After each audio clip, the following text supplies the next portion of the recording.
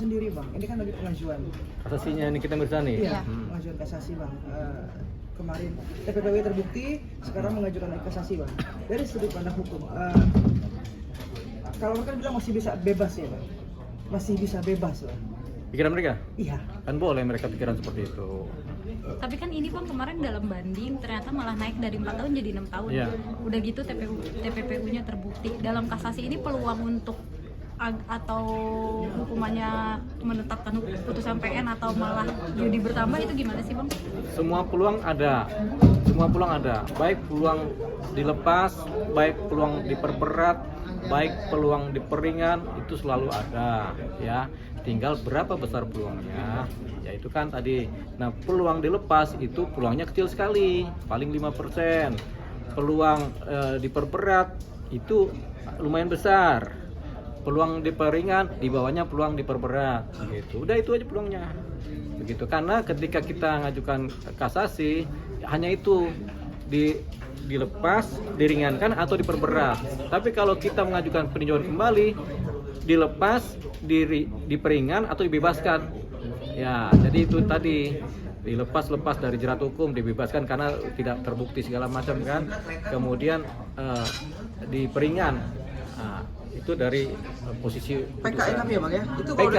PK Kalau ya? PK, tapi kalau di kasasi ada 3 kemungkinan, dilepas, diperingan atau diperberat.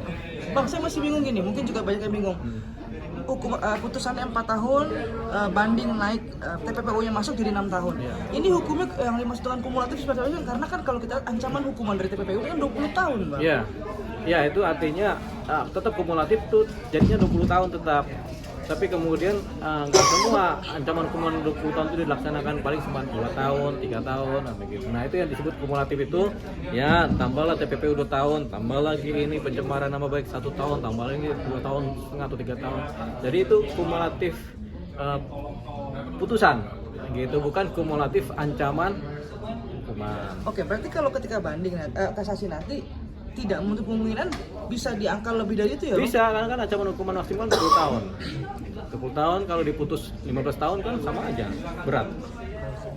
Tapi untuk peluang juga mengikuti penetapan dari PN juga bisa nggak sih bang di 4 tahun? Bisa, karena kan ini ada suatu hal yang berbeda antara PN dengan PT, Pengadilan Tinggi dengan Pengadilan Negeri kan, karena berbeda dua posisi ini. Kita bisa kaitkan dengan unsur adanya pertentangan hakim PN bertentangan dengan hakim majelis tinggi gitu. Jadi itu bisa dipersoalkan di wilayah kasasi, itu bisa dipersoalkan untuk diminta keadilan diantaranya. Oke, tapi bijaknya atau eloknya lebih baik sebetulnya ya bang.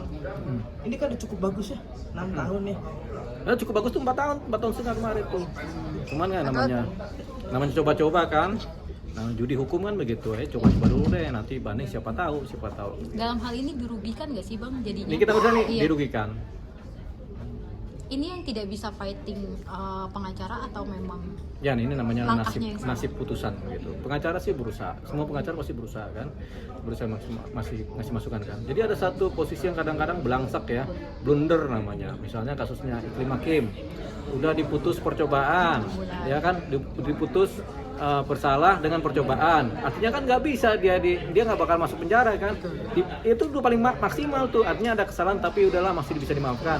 Dia banding tuh. Harapannya bebas murni kan. Nggak bisa. Gitu. Akhirnya apa? Egonya kena. Karena ego tadi dia akhirnya di penjara. Sekarang di penjara kan 1,5 tahun kan. Oke. Gitu. Dalam konteks hukum bang, biasanya kalau antara klien dengan PH sendiri, siapa yang harus mendengar dan didengar bang? Antara Klien dan PH-nya. ya kadang-kadang kalau kliennya pinter ya pikiran klien juga harus di ini. Jadi pengacara nggak boleh memaksakan kehendaknya. Jadi pikiran kliennya bagaimana. Jadi pengacara itu harus menanyakan klien maunya apa, banding apa tidak. Pengacaranya memberikan saran-saran, ini baiknya begini, ini buruknya bagaimana gitu. Dengan catatan saran-sarannya benar. Kadang-kadang pengacara banyak juga ngasih saran yang nggak benar. Ya, karena dia akan menempuh jalur sampai PK nanti, bahkan akan membuat sistem hukum baru sendiri bang. Nggak bisa, dia bukan siapa-siapa. Bang mungkin terakhir, kalau dari abang sebagai praktisi hukum mungkin dianjurkan nggak sih sebenarnya untuk kita sampai di kasasi ini? Ya. Kalau kita sih, ya kita beranggapan sebenarnya di wilayah pengadilan tinggi udah cukup lah. udah disyukuri aja lah hukuman itu kan, karena nanti ada peringan juga kan. Tapi kalau dia paksakan untuk hasrat, untuk kebebasannya atau apa, itu pilihan hidup ya. Oke sih.